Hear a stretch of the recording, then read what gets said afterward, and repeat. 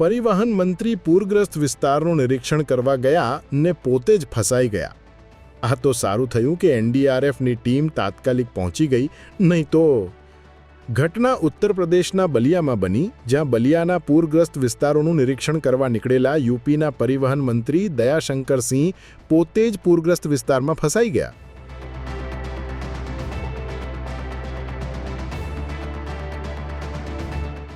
આ બાબતની જાણ એનડીઆરએફની ટીમને થતાં તેમણે તાત્કાલિક દોડી જઈને મંત્રીજીનું રેસ્ક્યુ કર્યું. ત્યારે ઘટનાનો વિડીયો વાયરલ થતાં લોકો સવાલ ઉઠાવી રહ્યા છે કે મંત્રીજીનું રેસ્ક્યુ જેટલી ઝડપથી કરવામાં આવ્યું, એટલી ત્વરિત કામગીરી સામાન્ય પ્રજાના કામમાં પણ થાય તો કેટલું સારું.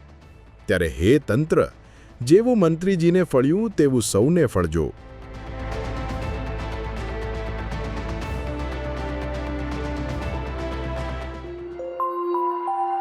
you